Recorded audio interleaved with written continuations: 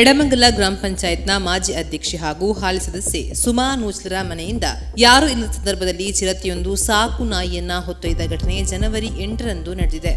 ಕಳೆದ ಕೆಲ ಸಮಯಗಳಿಂದ ಎಡಮಂಗಲ ಪರಿಸರದಲ್ಲಿ ಕೆಲವು ಮನೆಗಳ ಸಾಕು ನಾಯಿಗಳು ನಾಪತ್ತೆಯಾಗ್ತಾ ಇದ್ದು, ಚಿರತೆಯೇ ಕೊಂಡೊಯ್ತಾ ಇದೆ ಎಂದು ಸಂಶಯಿಸಲಾಗಿತ್ತು.